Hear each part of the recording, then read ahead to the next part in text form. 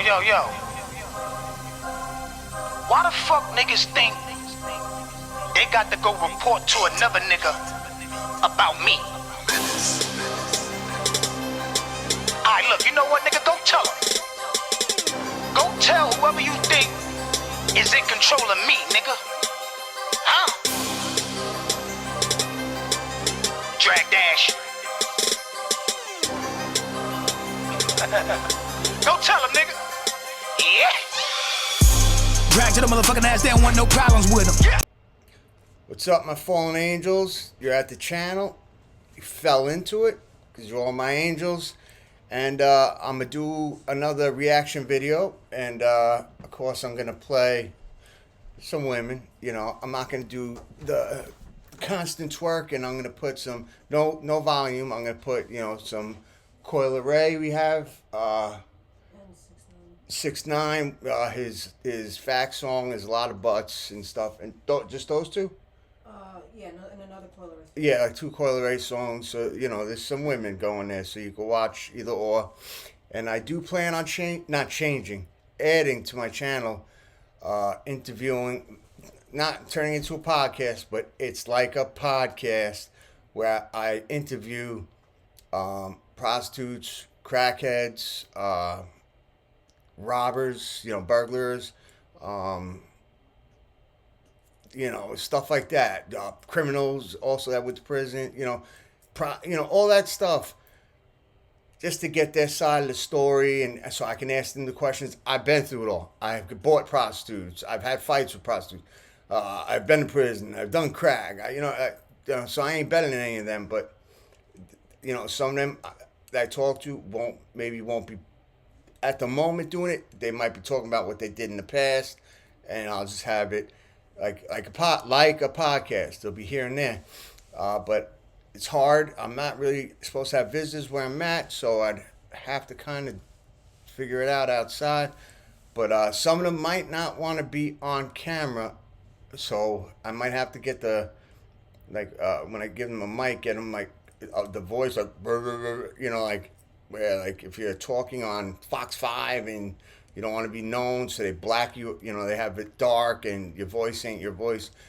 They might want that because they might be current, or they don't want their family knowing about stuff they've done. But that's when I could do it, you know. But that is my plan. So let me know what you guys think down below about that stuff, you know, because I need some messages. I need some thumbs up. We're gonna set a goal. 3 thumbs up.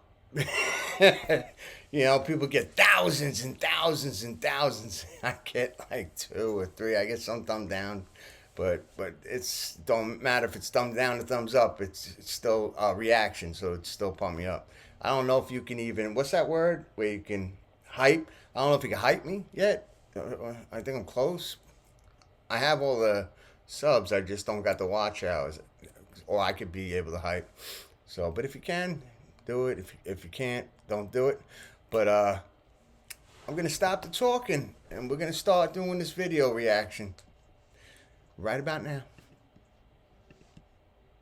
This was the shocking moment when an MLB pitcher realized his life was over. Former Red Sox pitcher Austin Maddox went from a World Series ring holder to a child predator after he was arrested in Florida in 2024. Investigators say he believed he was talking to a 14-year-old girl, unaware the teen was actually an undercover detective. When he arrived at the meeting place, officers pounced on him before he could even walk through the front door and arrested him immediately. Shit. The report says he had driven there intending to meet a teenage girl, part of a wider operation targeting child predators. Maddox was charged with multiple felonies and later sentenced to 3 years in prison, his mugshot replacing whatever was left of his brief baseball career. A man in Mantua, Italy is under investigation after police discovered he had kept his mother's corpse hidden inside their home ever since she died in 2022. He never reported her death. Instead, he placed her body in a sleeping bag in the laundry room where it eventually mummified. Over the next 3 years, he continued collecting her pension, pulling in tens of thousands of euros. People are sick. I'm sorry for the pause in the middle of it, but the last video, there's so many. I had to explain that to my my fiance, my manager, my CD pack. She's everything. I had to explain to her how much there are in this world. I didn't even believe it existed until LimeWire came out, you know, and I would download movies that are in movie theater, and I would see stuff that I don't want to ever fucking see again. You know, they would just slickly put shit on there, and I didn't think it was really exist. I thought it was maybe 1 or 2 in Long Island, and maybe 9 at the most in 5 borough. You know, but it's fucking all over the place. It is all over the place, and it's sad. You know, we even watched some stuff, a video that wasn't supposed to be seen. It was on YouTube, a TikTok reactor, where these guys were talking about like being on an island, and are there little kids nearby? They're talking about Thailand and some places that were near that island, so they can get children, so they could have sex with children. You know, that's the stuff they were talking about. And a lot of them also go to international waters where there's no laws and do sick, heinous stuff. So I told her, even it's like 60% in prison, they're SOPs, man. You got to watch who you're talking to. And you got to check his file. Check his papers, you know what I mean? Back to business. Annually. When her ID expired in 2025, he tried to renew it by dressing up in a wig, makeup, and his late mother's clothes, hoping to pass as her. But staff grew suspicious of his deep voice and masculine features and alerted police immediately. Authorities compared photos, searched the home, and found the mummified remains, leading to charges for fraud, identity theft, and concealing a corpse. It's not the end of the world, and it's not gonna be for a long time. I mean, it does end for a whole bunch of people every day, and yet the world remains. If you want to understand what's happening right now, or what's about to happen, well, just know that what's about to happen has everything to do with how you're behaving right now. Because though the world is full of people, no 2 people are getting the same experience. Let me say that again for you. No 2 people even can experience the same reality. The laws of physics are universal. Experiences vary greatly, don't they? You don't know what it's like to be me any more than I know what it's like to be you. It's all quite relative, while also being cause and effect deterministic. How you behave today is going to decide what your tomorrow looks like, but no one has promised such a thing. However, if you get one, it's definitely going to include the outcome of your own decisions, while also being impacted directly and indirectly by the decisions of others. These things are both true. Now, when I say to y'all that history repeats, I mean in this way, Fibonacci sequence. You can see that though it is cyclical, it's not a circle, it spirals out as it goes. The pattern repeats and gets bigger as it does, and such is world history. I like to think of world history in the terms of ages or worlds. I think there's been at least 4 worlds or 4 ages on the face of this earth. Call me crazy, but I believe that the Stone Age was the time before Noah's flood, when they were building all those megalithic structures all over the face of the earth. Now, my version doesn't quite jive with academia. For this reason specifically, I'll just tell you. I believe that looking back on the historical record, or looking back in time, is like using an old-fashioned magnifying glass, where in the center it's very clear, but on the edges, the further you go from the center, the more distorted and larger the image becomes. I believe that deep time is an illusion, where the further back you look, the longer it seems you're looking, because you cannot move the magnifying glass to discover exactly what it was. The center of the magnifying glass is the present, right now. Any looking back in time is the edge where it gets distorted and looks bigger than it actually is. That's my theory anyway. Welcome to my TED Talk. So how long does an age take? Well, it's relative. I don't believe 1500 years now means what 1500 years used to. Stuff like the earth is spinning much slower than it was, whether you believe in that or not, just whatever's happening there, used to be happening much faster. Stuff like the earth used to revolve around the sun much faster than it does now. The solar system, if you believe in it or not, whatever's happening there, is a machine, much like an atom or a cell or a human body, where all the processes aren't just happening for no reason. That's what makes everything what it is. It's making reality, if you will. It's making our reality and influencing it directly. Without the sun, who are we? Without the moon, neither are we. It's all dependent on everything that's in it to be what it is, of course. Just like the cells in your body count and work together to make your organs. Your organs function together in unison to make your body alive, right? Just like the leg bone is connected to the knee bone, so is Jupiter connected to absorbing a bunch of space debris so it don't hit the Earth. Don't hit us. Yep. And the geological forces on the Earth, and so also the weather, is dictated by the sun and the moon. Now, when I say that time does this right here, it does, but it gets bigger as it goes, if you will. I consider the first world or age to be from Adam to Noah, and that world ended in a flood. The human population bottlenecked to just 8 people. I think the second world or age was from Noah to Moses, and that age ended in 1450 BC in the Valley of Armageddon, where the Egyptian Pharaoh records that vile prince of the north has gathered all the armies together in the Valley of Megiddo. That sounds like the biblical narrative and the revelation of Jesus Christ. Yes, indeed it does. Of course, the end of the world spreads out from where it happens, and that takes a little time. By the time that reached up through the Levant to the northern Mediterranean there, it's called the Bronze Age collapse, where civilization collapsed and was followed by a Dark Ages, where it was definitely reborn, bigger and better than before. At the end of the second world, I'll call it. Sorry for cutting this smart gentleman off, but our timeline isn't right anyway, because I forgot. So you got to do your own homework on this, but a certain Caesar and a Pope or King or something wanted to be the ruler of the year 1000. So they, changed the time like by 300 years. That's why Dark Ages happen, because there's no proof of anything being done. There's no records of anything. Just people messed with the time. People messed with the calendars a whole bunch of time. Right now we're on it.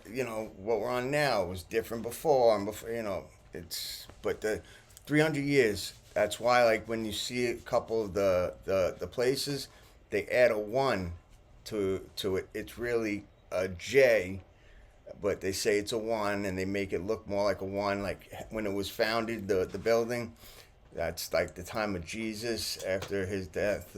So a lot of shit is messed up, and I think America was totally populated, totally buildings we founded, not made, found, after we took them over like idiots. Not my people, I'm Italian, but you know what happened, history.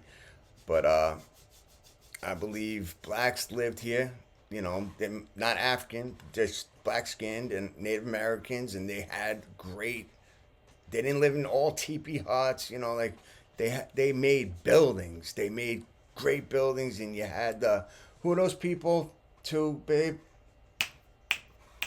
She's listening to music, but another group of people that Tartarians, where they have the stuff on the top of the buildings, their buildings, and they get the free energy from the ether. And ether used to be an element, and they took it off once, because they didn't want us to know free energy, because the Rockefellers and the oil people and all those all those people.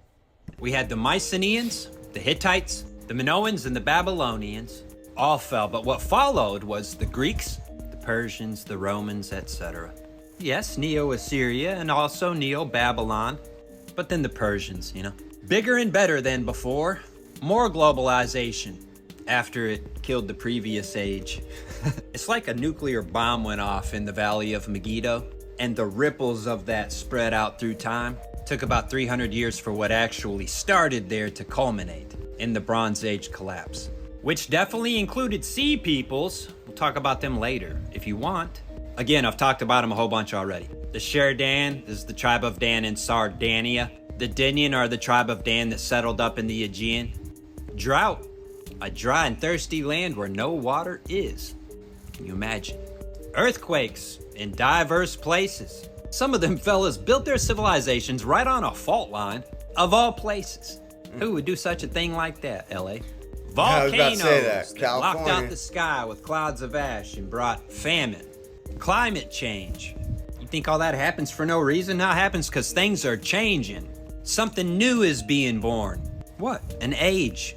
An age is ending, a new age is being born. Disease, pestilence, you get the idea. Did the Sea Peoples burn civilizations to the ground in a scorched earth policy? Yep. And yet volcanoes did block out the sky. Weird, it all happened at once. Over the course of 300 years. It wasn't instant, it was accumulative. Takes a while for these things to come to fruition. For an old age to bear its fruit. What is that? The new age. Just like a man bears fruit and has the next generation of children with his wife. I mean, he don't do that by himself. Hey, there's a metaphor there. Yep, there is. For the rise and fall of civilizations also. The Mycenaeans fell so that the Greeks could be born. Who married into the Mycenaeans to become the Greeks? That tribe out there. Who was Bela? She wasn't from one of the 12 tribes of Israel. Rachel couldn't have children, and so she gave Jacob her handmaid Bela. And so what, did Dan just return to their roots? Wait, is that not the same story as Sarah giving Hagar to Abraham because she couldn't have kids either, she thought, even though God had promised her she could and would have a son? And Hagar bore Ishmael, who fights against Isaac to this day as prophesied. Just as Dan fought against Judah? It's just history repeating, fam. While the effects of what happened with Sarah and Abraham and Hagar are still being felt, that story has repeated and is being felt in 2 different ways now, and it's repeated again. It's being felt in 3 different ways now. The effects of that story repeating keeps being the story of how nations are born to this day, even if it's metaphorical in this age.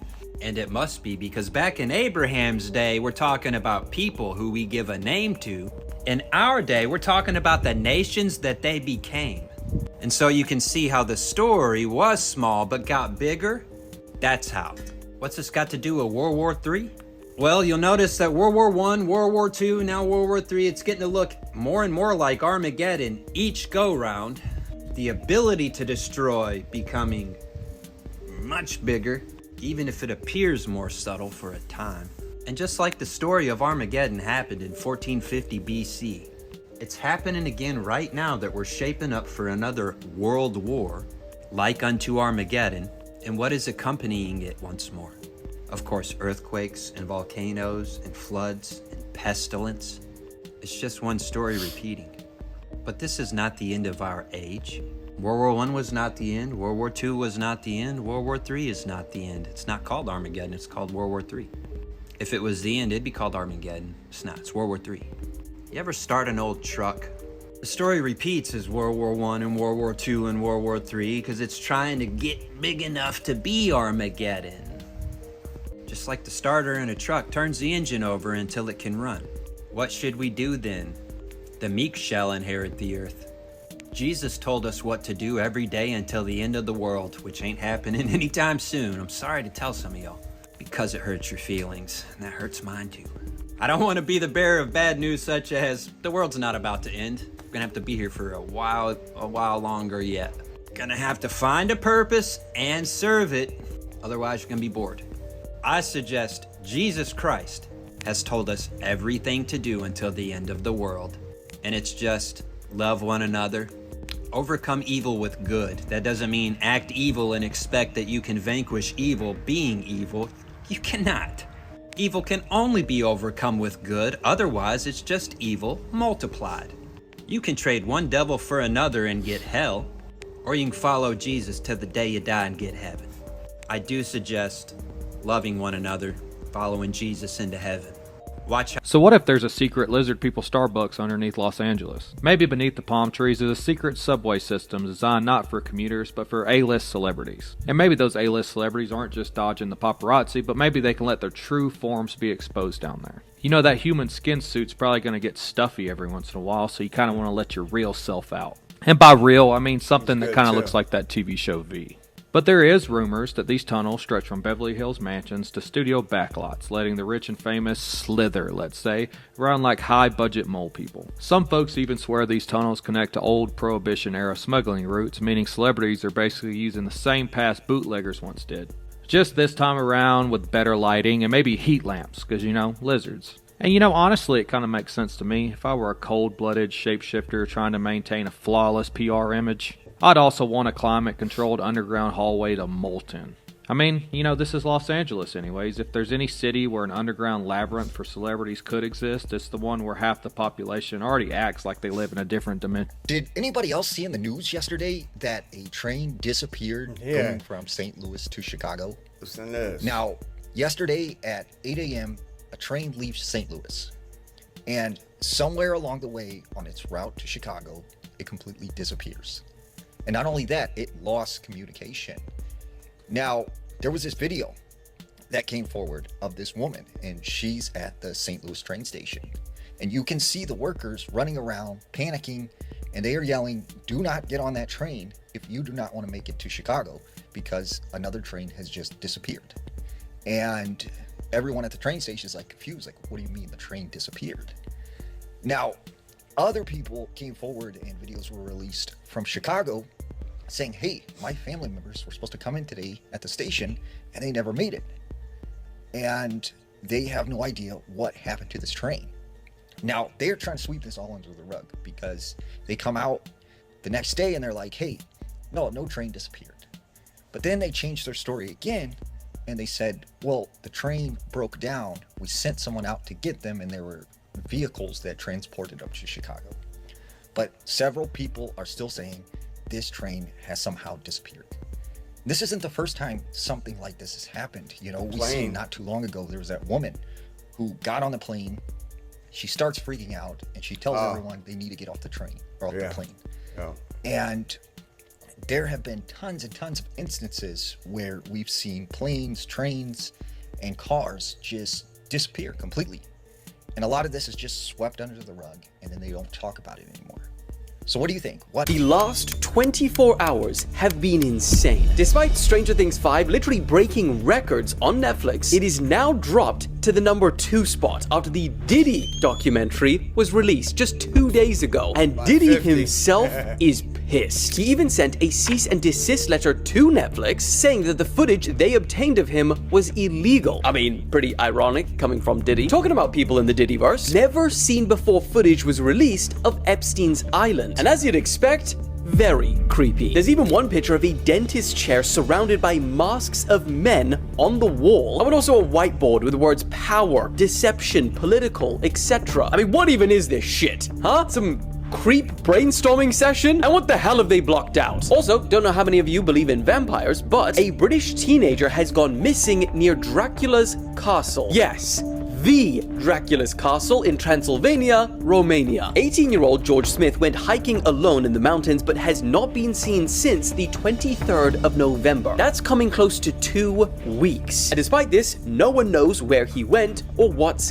happened to him. Speaking of search and rescue missions, Malaysian authorities are resuming their search for the flight HS370, 11 years after it mysteriously disappeared with 239 people on board. Now, they're actually partnering with an American marine robotics company, Ocean Infinity, to scan the ocean bed over a 55-day period. And lastly, Australia have officially begun removing under 16s from social media. Bro, and the ban only comes into effect next week, but they are just raring to go. In fact, Meta are starting early with reports of kids' accounts being deactivated in the country. But, you know, they did say that you can download and preserve your social media account so that when you do turn 16, you can just get right back to it. Have you ever heard of the Lavon Affair? And if not, then you might want to tune in. The Lavon Affair was a failed Israeli covert operation, codenamed Operation Susanna. It was conducted in Egypt in the summer of 1954.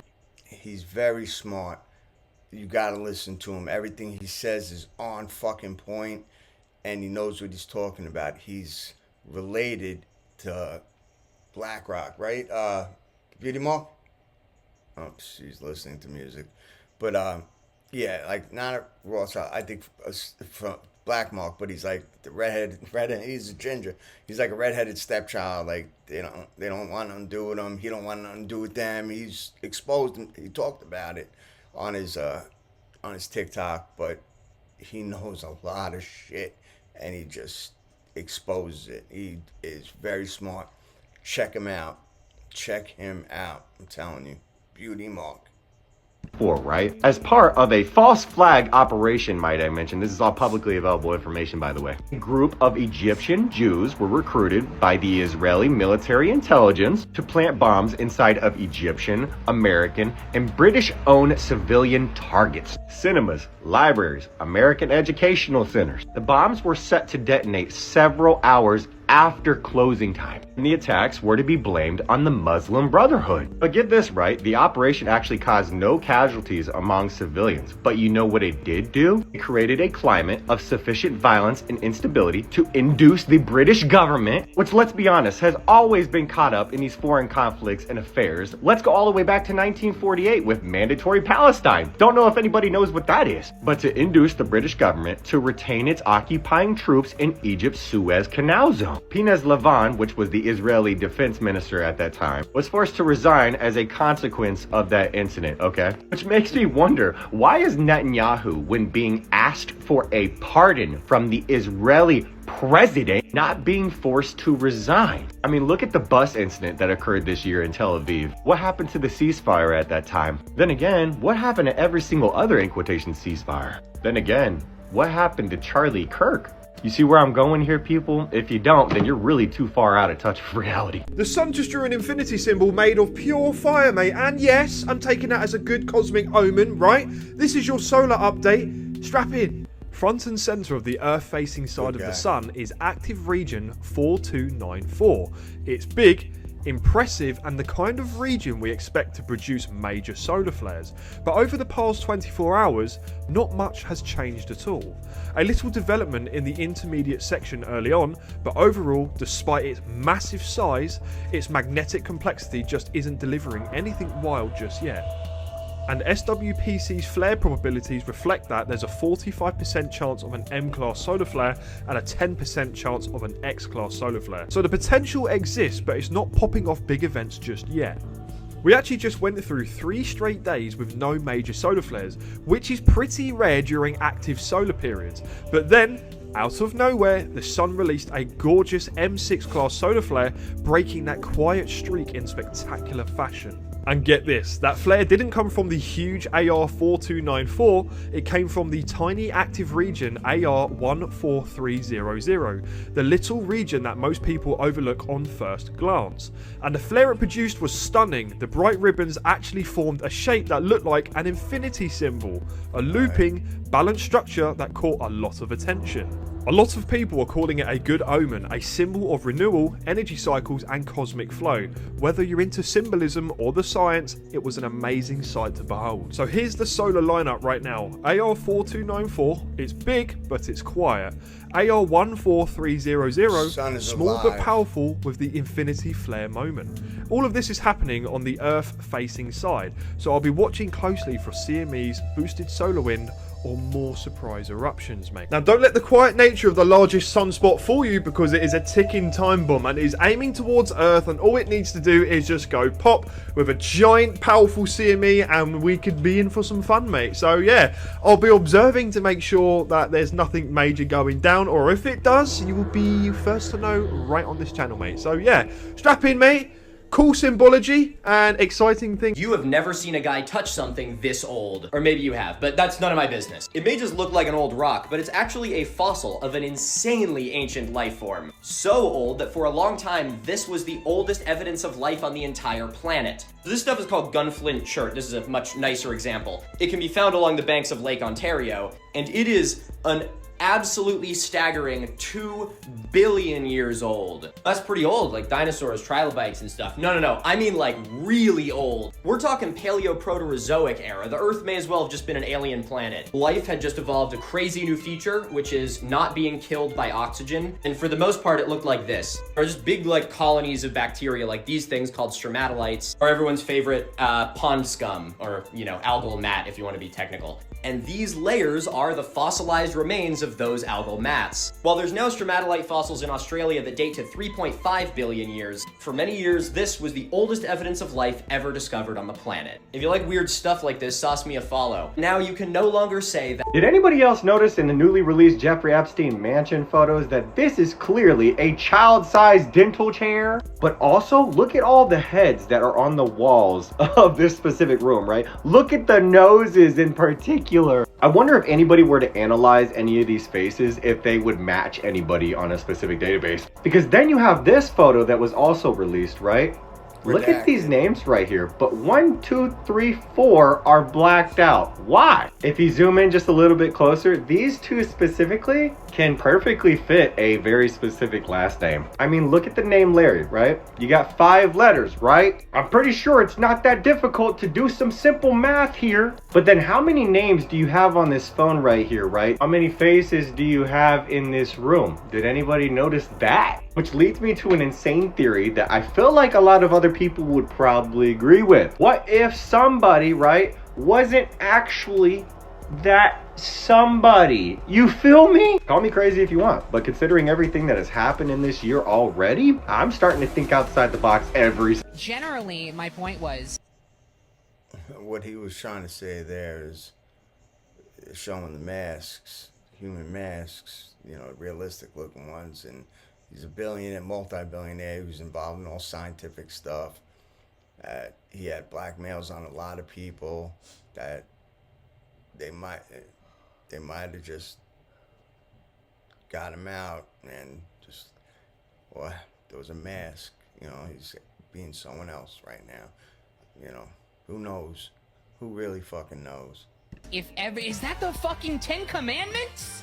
From the Bible? We have some crazy things happening in the world right now. Jeff Bezos has declared that Earth has no plan B and says that all data centers need to be moved to the moon. We really about to build AI data centers in space? A record 32% of all household wealth in the United States is held by people over 70 years old. Germany is now testing AI-powered cockroaches in order to spy. That's creepy. Oh my gosh. China has now reached out to NASA for the first time in history because they're trying to avoid satellites colliding. This is actually crazy. 25% of everybody in the United States has used a buy now, pay later service to buy groceries. And apparently this is really bad because the credit bureaus don't see this debt with this sort of micro loan. And a lot of us apparently are taking out 5 or 10 of these with Amazon and groceries. And the economy could be a lot worse off than we think because there's not enough data on it. Woo! Have you used one? Let's talk about this because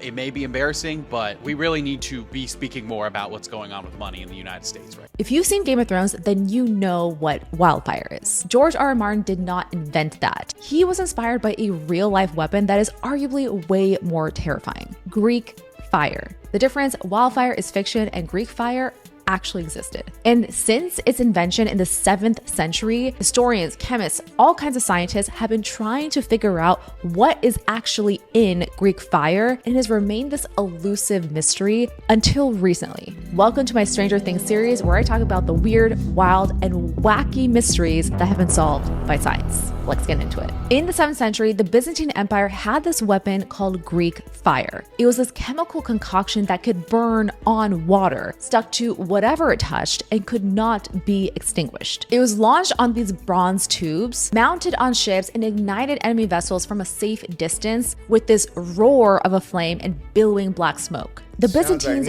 used it with incredible success for nearly 600 years. If you were an enemy of the Byzantine Empire, you better believe you were throwing all kinds of money and resources just to figure out what the heck is in Greek fire. But here's the thing: despite extensive historical records describing its effects, nobody knew how to make it. The recipe was such a closely guarded state secret that it died with the empire. For centuries, historians and chemists tried to reverse engineer it. Theories were everywhere: pine resin, petroleum, sulfur, quicklime. People ran experiments, but nothing quite matched the historical accounts. Greek fire was supposed to stay liquid, burn intensely, stick to surfaces, and somehow burn even more fiercely when it hit water. Then John Haldon, a Princeton professor specializing in Byzantine history, recreated a small-scale model using crude oil and paper ships. It worked well enough that he considered the mystery solved. Then, decades later, a documentary crew approached him to do a full-scale version for a show, Machines Time Forgot. That's when Haldon hit a problem.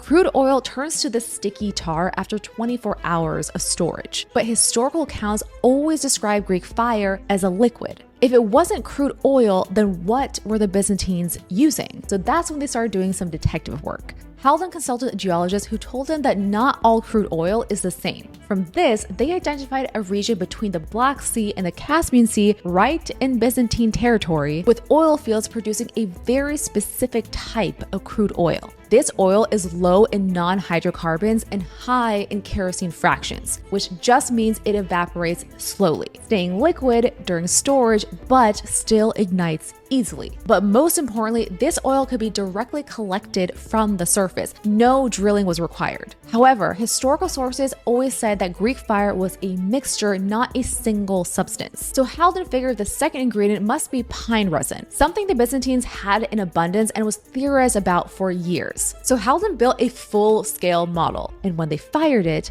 the results matched historical descriptions perfectly. Flames shot across the water, stuck to the other ship, and burned intensely. Greek fire remained a mystery for nearly 14 centuries. That is so nuts. And what solved the mystery wasn't just chemistry or history alone. It was someone willing to combine both disciplines, ask the right questions, and actually build the thing. Follow me for more of our Stranger Things series, and make sure to subscribe to our YouTube channel for a very special Stranger Things big episode. Scientists show off a new shape from space. It's classified as a soft cell shape, a broad class of shapes with minimized corners, edges, and/or faces. This particular specimen is called an F2 cell. Oxford scientists describe it as one of the visually most attractive soft cells. Its faces don't have to be flat, and its edges don't have to be straight. The shape is naturally lazy, meaning its surfaces take the least amount of energy to form. Researchers wanted to visualize how an F2 cell behaves in microgravity with water, because on Earth, the water cannot form the surfaces that create the visually attractive cell seen in space. Some soft cell shapes can even be found in nature, such as seashells. The experiment was originally intended as a demonstration for high school students.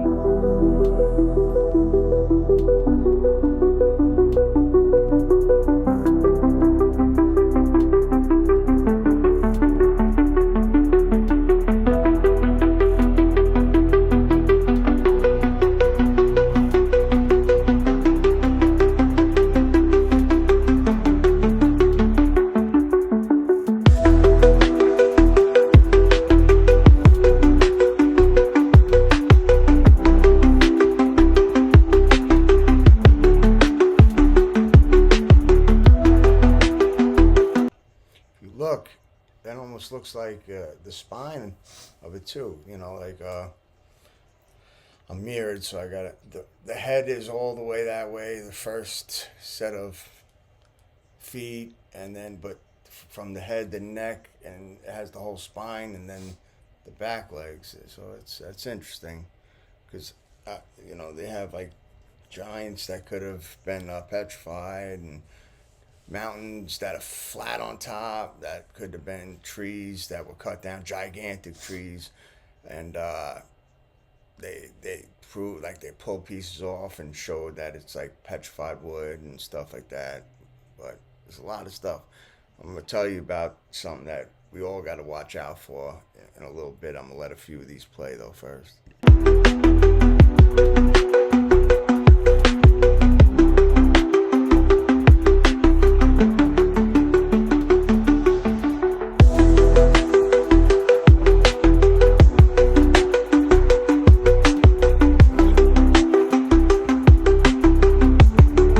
Never touching snow after seeing this. It's like styrofoam. America, the world's messing with the weather. Surprised it melted.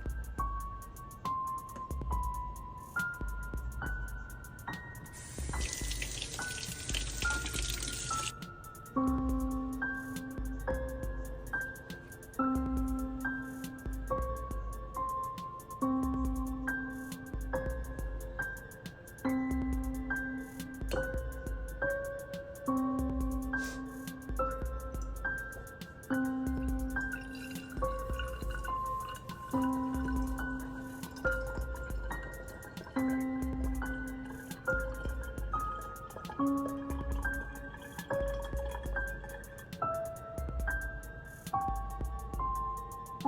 have one day left to hear this. I'm your online astronomy teacher, and I'm also just a real person. I spend all day combing through research to make these videos for you guys, and you have made my dreams of talking about my passion completely come true. You've changed my life. I think for the first time in my life, I'm nominated for an award, and I'm certainly not the biggest creator there. I don't really have a shot of winning, but I think that the science community is very strong. And no matter what happens, I'm so excited to attend this event and represent us, the nerds. But as a last ditch effort, if you've ever learned anything from my page, I would be so honored if you would vote for me for the Today I Learned Creator of the Year. It only takes about 4 seconds. You just search TikTok Awards in the app, scroll to Today I Learned, click on me. Now, I don't want to threaten you, but if you don't vote for me, then maybe in the future I won't tell you about the alien. The following video is CCTV footage coming out of China, and it captures something truly weird and out of this world. And I don't believe this is a simple glitch in the camera or glitch in the matrix like people like to say. As you can see, the camera is working fine and recording everything along the street. That was until this man appears out of nowhere. Literally, it's like he stepped through a veil and appeared on camera. And there is no glitch. There are no little signs of maybe of a camera malfunction. Nothing. So was this a time traveler? Or was this teleporting? Or is this something else entirely? Take this video, comment below, tell me what you think. I'll tell you something too. That is crazy. That is fucking crazy. I know when news goes on, stuff like that happens, but that's because they do the backgrounds and they start and finish, and sometimes people just get into the frame and stuff like that. But they have these nanobots now that can even be inhaled or injected, like as if you were getting the vaccination. I don't know if I can say that word, but where the nanobots go in your system and they can control them. You can't see them, like you can even breathe them in. They are controllable. They could break the blood-brain barrier, and they could do heinous shit. And America has it, China has it. Like, they could do a lot of fucked up things to us just to get us to be, to obey, to be less angry at them, you know, like more docile and shit, you know. And there's this thing that they did back in, I learned it from another guy on the TikTok where, you know, without permission, just like they always do when they do research back then, left hemisphere and the right hemisphere of your brains, they separated them on people, and people were able to function like normally. Like there's no left and right, and like one side's one way and the other side's the other. They were able to function normally. But in doing that, that also is where your pineal gland is. Like we would have to remove that, and with these things, with the breaking the blood-brain barrier and them able to control it, they might be able to do that and attack our brains, and they're able to control these insects and all these other things, rats, by their brains, by sending electrical signals, control their movements and all that. Like, there's a lot of dangerous shit going on, and I'm starting to get scared, and I'm not happy with some of this technology. The wrong people have it. The wrong fucking people have it. And this Genesis Oracle, guy, you know, and Palantir and all, like they want cameras everywhere, and they're all gonna be AI, and they said everybody's gonna do good because they're all on camera, and like it's all our data. They can even check just from your Wi-Fi router where you are, how you're moving, just by sending signals out, and they can use the AI to map it out and see you moving and walking in your house. Like, it's fucked up what they're able to do now, and I hope you guys are aware of at least some of it, you know? That shit is crazy, though.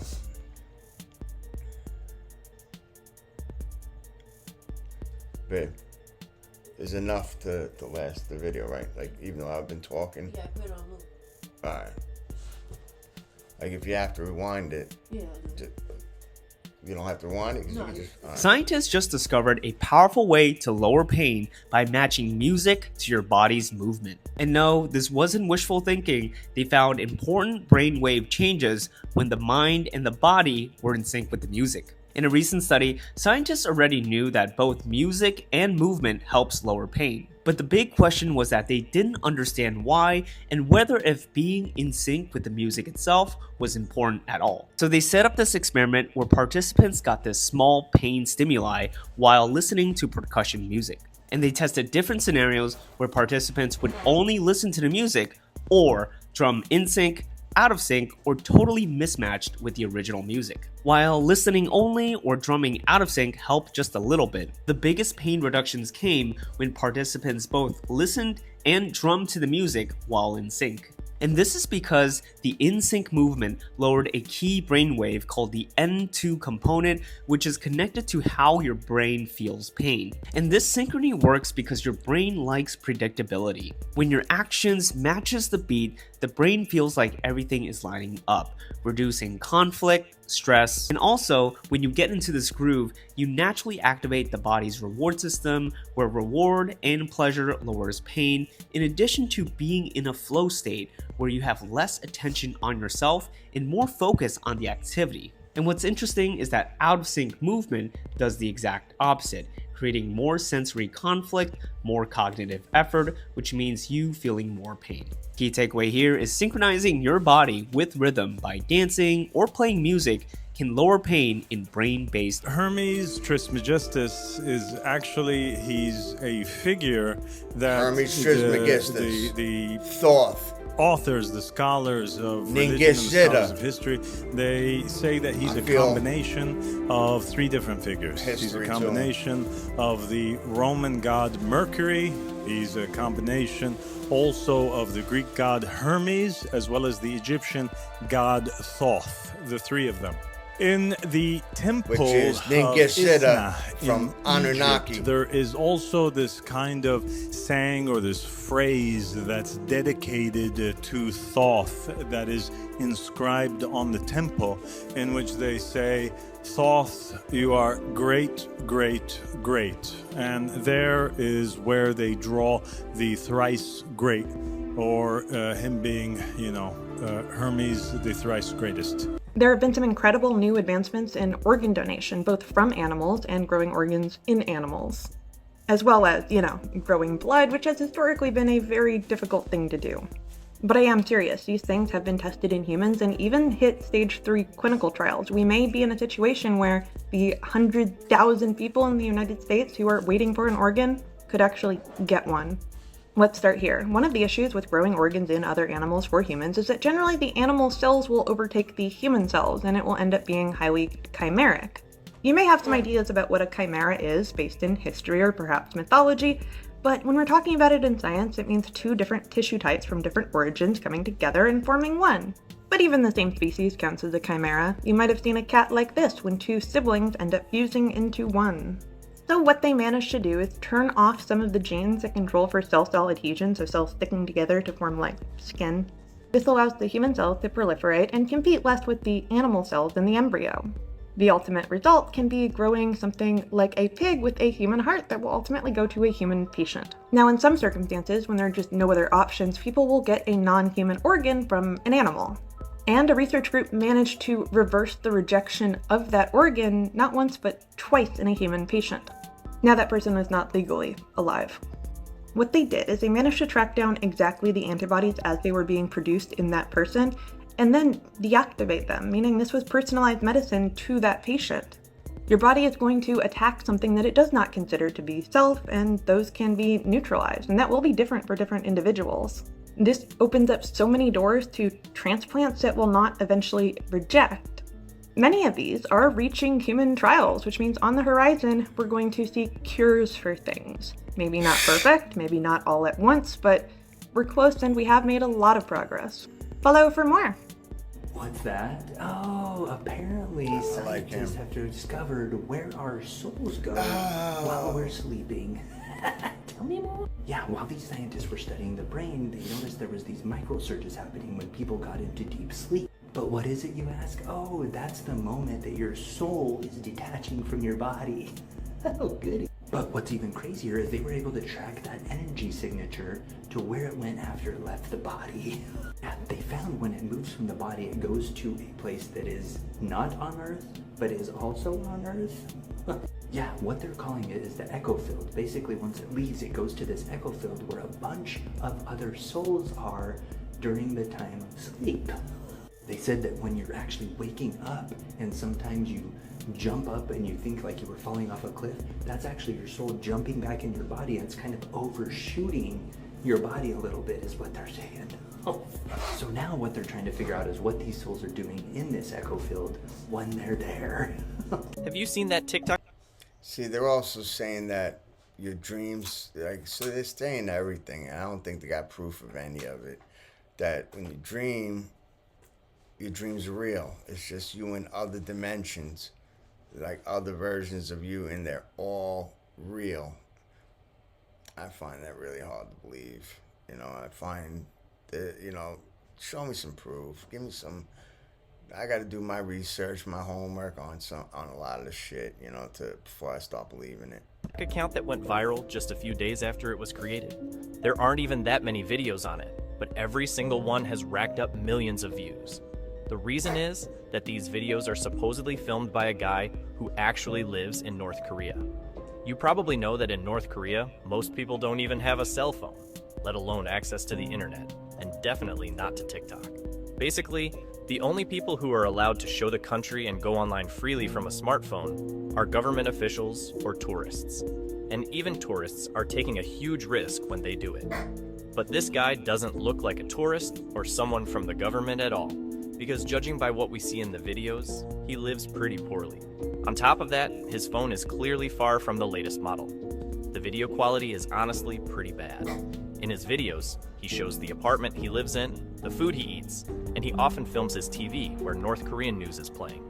And it even seems like he's hinting that North Korea might be getting ready for some kind of conflict. The more I learn about this, the crazier I feel. Sometimes bubbles can produce light and scientists aren't sure why. It has the nickname star in a jar because the light produced is hotter than the surface of the sun. But there is also a kind of shrimp that can use it as a weapon. It all starts with a cavitation bubble. You've definitely seen this before, like on a boat propeller, for example, or on an ultrasonic cleaner, like for jewelry or glasses. These work because the sound waves causes the water to tear itself apart and form cavitation bubbles. And then suddenly the water collapses back upon itself and briefly creates these environments of unbelievably high pressure and temperature. That is what cleans off your jewelry in an ultrasonic cleaner. That is also what certain shrimp use to stun their prey. And under the right conditions, these bubbles can spontaneously produce light. And scientists are not exactly sure why. There have been all kinds of theories. In the early 2000s, we even briefly thought this might be the key to solving nuclear fusion. And the current dominant theory is that the high pressure and temperature creates plasma that then kicks off radiation, but the specifics of all that are very hotly debated. The thing is, like, at these scales, physics just gets weird, and I can't wait for us to have some better answers. An anonymous user posted to the paranormal subreddit he and his friend discovered this strange effigy in the forest in the Catskills. It's a wooden carving of what appears to be a woman that was found with 3 nails pounded into each of her eyes and a rope fashioned into a noose around her neck. Against their better judgment, the man's friend then decided to take the effigy home. The man's friend then began complaining about the effigy moving from its spot, and he was smelling strange smells like pond water inside his home. His dog wouldn't even go near this thing. It would even begin barking aggressively at it. The dog also peed in the house 3 nights in a row, which she really never did before. Soon enough, this man then started hearing strange knocking sounds inside his home that kept him up at night, and one night someone knocked on his front door at 3 a.m., the witching hour. But when he went to check, no one was there. He believed something had infested his house and was constantly watching him. He had even discovered muddy footprints inside his home that weren't his. Then he heard someone breathing like his grandpa with the tracheotomy. In the Reddit post, they asked for advice and thought about burning the effigy or destroying it somehow, and many suggested to not burn or attempt to destroy the effigy since that could unleash even more havoc. The man and his friend went back to his friend's house to get the effigy so they could return it, but they noticed the dog refused to enter the house altogether. The man also saw muddy footprints inside, and the whole house smelled like a dirty dog covered in dirt. When they vocalized to the effigy that they planned on returning it, the dog started frantically barking outside, and moments later, the two men saw what looked like an old woman in the corner of the living room. She was naked and dripping with water, and her eyes seemed to glow in the dark. The men ran outside and waited a few moments before heading back in. The coast was clear and that strange woman was mysteriously gone. So they quickly wrapped the effigy in a pillowcase, put it in a box, and left. Here I have the Emerald Tablets of Thoth, of Hermes, Enoch. It's the shortest alchemical work with the most truth in it. And this is what it means. It's only that short. And it says this: truth, certainly. That which there is no doubt. That which is above is from that which is below. And that which is below is from that which is above. Working the miracles of one. As all things were from one. Its father is the sun, and its mother is the moon. Cerebrum, Sarah, Abram. Ra, Ra. The sun exalts in Aries, the moon exalts in Taurus. Gold, silver, king, queen. Its father is the sun, and its mother is the moon. And what does that mean? The sun corresponds with the pineal gland in here, and the moon corresponds with the pituitary gland in here, in the third ventricle, attached to the optic thalamus. Joseph and Mary. The earth carried it in her belly. Here in the belly, let's put this back the right way, shall we? Here in Virgo, in the belly, is the solar plexus. The solar plexus is the place where the seed, the Christ, is born every month, when the moon transits your sun sign. And that psychophysical germ, if saved, will ascend the oil up your spine. And that oil was produced from the pineal gland and the pituitary gland, the sun and the moon. The earth carried it in its belly, in her belly, and the wind nourished it in her belly as earth which shall become fire. Feed the earth from that which is subtle, with the greatest power. It ascends from the earth to the heaven and becomes ruler over that which is above and that which is below. And I have already explained the meaning of the whole of this in 2 of these books of mine. That's it. It's teaching you the alchemical secret of how to ascend the oil. Just the same as the Lord's Prayer. What's the Lord's Prayer all about? Turn your Bibles with me, brothers, and we shall indulge in the Word of God, shall we? Man, I'm not a very good Jehovah's Witness, am I? Witness Bible, and I can't find the Lord's Prayer. Staring at it. Matthew chapter 6, verse 9, 10, 11, 12. Our Father. You must pray then this way. Let's do this, shall we? Because it looks better when it's up high. Or, let's do this, even better. Our Father who art in heaven, Aries, let your name be sanctified. Let it be holy. This is where holy stuff happens. Let your kingdom come. Let your will take place, as in heaven, also upon earth. As above, so below. This is the Emerald Tablets of Thoth. It's all ripped off from Egypt. This is an Egyptian book. Give us today our bread. That's the bread. The seed, it's called the bread, the oil, the salt, the chrism, the Christ, the manna from heaven. And forgive us our debts, as we also have forgiven our debtors. And do not bring us into temptation, but deliver us from the wicked one. Temptation is to be a glutton, or an alcoholic, or an oversexed person, or anything that puts that Saturnian acid in your body and destroys the oil.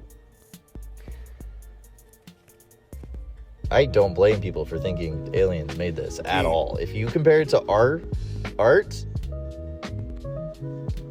this guy's to nail super perfect smart, symmetry, too. you need to know math and geometry at an expert level. You need to be able to get a big piece of rock out of the ground. You need to know geology and have the tools to do that, and then organize enough people to move it to a place where you can carve it. Listen to how ridiculous our view of this actually is, because we consider this a myth. If one of these guys said, we need to divert all resources to making a 20-foot granite statue of me, are you down? These guys had such a deep understanding of reality. They can communicate their entire philosophy via art and embed science and everything they studied into it. We're just now catching up because we have a language to explain it now. Meanwhile, they just demonstrated it in stone. Tons of it can only be understood from the sky. That's if you can read the language, which just so happens to be the only language that the universe speaks, geometry. Words can be misinterpreted. What cannot is a universal law carved in stone with art. There's also a concept here that's being communicated. Lurking behind the garbage we've been sold is the actual potential of the human mind. To unlock that potential, I'd show you how much they actually did and what's possible. Then I'd explain their understanding of reality and how they translated that into form. Then I'd explain the philosophy that unlocked their mind and mobilized their populations. Then, building macro devices to connect and evolve consciousness collectively might make sense. That is the type of conscious content I try and develop.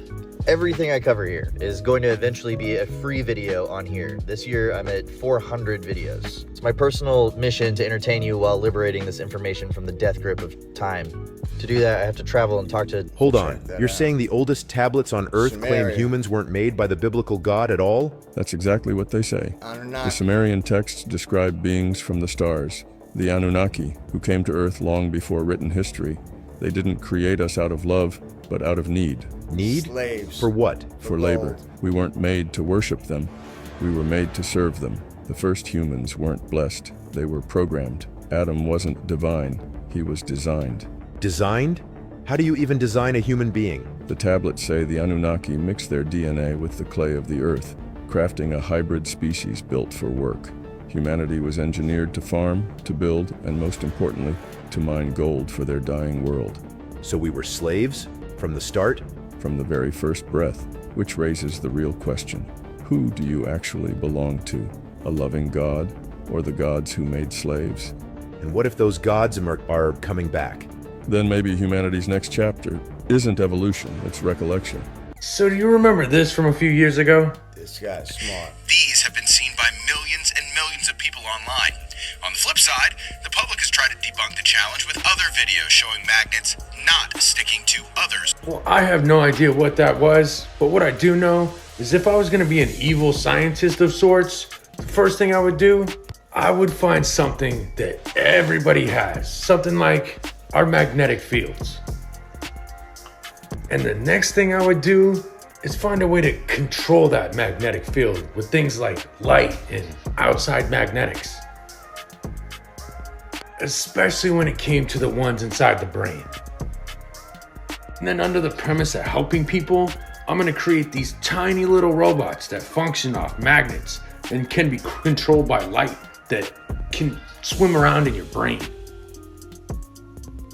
To actually attack cancer cells, and they found that they can build these little robots that can be activated by light that drill into cancer and kill them within 60 seconds. So just think of that potential of being able to be injected with this technology, activated by light, and then maybe we do find a cure for cancer. Yup. And then once this is inside of everybody, I'm gonna use them to completely map out people's brains. That way I could do things like regulate their behaviors and control their emotions. Before too long, I'll be able to control people's emotions their motor skills, even their appetite. Then I could just make people do whatever I want. Yeah, I think I'd make a pretty good bad guy. What do you think?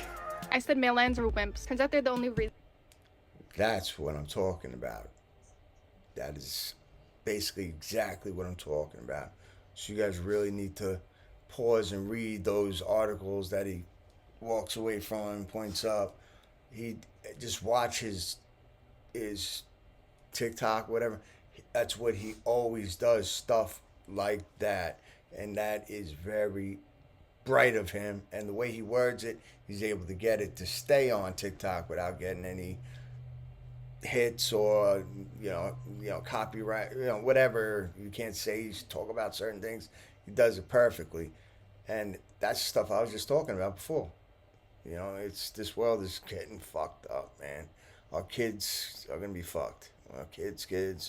And lionesses can hunt in peace. Male lions aren't lazy, they're specialists. Their entire body, their size, their mane, their roar is built for war. Lionesses hunt because they're faster and lighter. Males defend the cub, the territory, and the bloodline. Their roars can travel 5 miles and hit over 100 decibels. It's not just a sound, it's a territorial warning that keeps predators at bay. They see 6 times better than humans in the dark. Most patrol at night and cover over 100 square miles. They spend the entire time marking borders and challenging intruders. When males fight, they don't mess around, it's quick and violent. Dust flies and bones will break until one of them doesn't get up. Most males never survive past the age of 10 because their life is so brutal. And their mane isn't decoration, it's armor. The dark manes means higher testosterone and stronger genetics. That's why lionesses prefer darker manes. Some males form coalitions that run entire regions. The Mapoko brothers were a group of lions that controlled over 160,000 acres, and they killed over 100 rivals during their reign. Male lions are so powerful that even when one dies, scavengers hesitate. They're not lazy, they're recovering from the cost of being a king. It's so easy to be in a position of feeling regret when you lose someone you love. And I tried to read a book by C.S. Lewis because he lost the love of his life. He was only married to her for 4 years. It's called A Grief Absurd. Crocodile teardrops and shit. Come on. It was a very hard book to read. Not because it was about grief, but because in the opening pages he talked about how angry he was with God. And I've never felt that. I'm not angry with God. Never have been. Never have I questioned, why, Lord, are you putting me through this? Why are you testing me? Why are you? Because God is so good and he's so sovereign. And I know he uses everything, even what the enemy meant for evil. And I have no regrets. So when I saw this moment, I was just thinking about myself and a lot of emotions and grieving that I have experienced and all the emotions that I've shared with you guys and the anger that I have felt. And I want to be very clear that I am not that example that she is giving. Like, I could have never, and I know that so many people agree with this, I could have never forgiven Tyler Robinson for whatever part he played in this. And obviously I'm saying whatever part he played in this because I don't believe that he was the lone person involved. I don't even think he's the person that killed Charlie Kirk.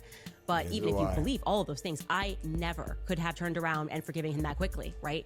And I have not even processed, I definitely, when I prayed about this, asked a ton of questions to God. She's going to get with she is absolutely right in the what vice president. She is delivering. They're going to run together to us for what the biblical teaching is on these matters. Vice presidency next. But I next could run. not feel that way, and so I was questioning myself, listening to this, like, what is wrong with me? Like, well, actually, what is wrong with me? Why am I not able to get to forgiveness? Why am I not able to, or why am I rather questioning and asking why? And why do somebody so young? I mean, even my dad, sympathy, by the way, was so impacted. He met Charlie a couple of times. He was so impacted by Charlie's assassination that it made him go, I want to be, and my dad said this, like, I want to be a better grandfather and a better father because I look at myself and I'm older, and I haven't lived a life anywhere near as admirable as Charlie has lived his life. This is, my dad literally said this to me on the phone, and it makes me feel like, why him? Why did this happen to Charlie Kirk? And I just, I don't know. That's kind of what I was thinking. I was going, wow, what is wrong with me that I have felt all of those things, that she has had the wisdom to just not go through that. You know what I mean? Or not, I guess I shouldn't say not go through that, but not fixate on that. Did you know that clouds are extremely heavy? It's true, but if that's the case, then how much do they weigh and how do they stay floating in the air? Well, clouds are actually just millions of very tiny water droplets. The amount of droplets depends on how dense the cloud is, but since they're technically water, we can estimate their weight. For example, the average cloud has about a half gram of water per cubic meter, and the average cloud is about 1 billion cubic meters big, which means they weigh about 1.1 million pounds, or about the same as 100 elephants. So how does this massive thing stay in the sky? Well, clouds form when warm, humid air rises. It's slightly lighter than dry air, so it floats to the top. As it cools, the water vapor condenses into tiny droplets that mix with dust to make a cloud. But here's the wild part. Those tiny droplets do try to fall, but they're so small that the rising air lifts them faster than gravity can pull them down. And that's what keeps a 1 million-pound cloud afloat. And you can follow me for more interesting videos. This was the show. So that's it. I hope you guys enjoyed it. I'm going to be making more videos. You know, you guys are going to keep seeing me. I'm going to try to do those interviews as soon as I can. I think I might have someone, but right now they don't want to be seen. It's a drug addict that has, you know, also prostituted. So I got to see how I can set that up. But I'll talk to you guys later. And I hope you guys enjoyed it. Give me a thumbs up and subscribe if you haven't. I need a little more. I've been doing this a long time. And write down below, comment, you know, tell me fuck you, or just tell me what you wanna see, you know, like me react to. Just tell me what you want, you know, because I'm just talking head. All right, my angels, I'll talk to you later.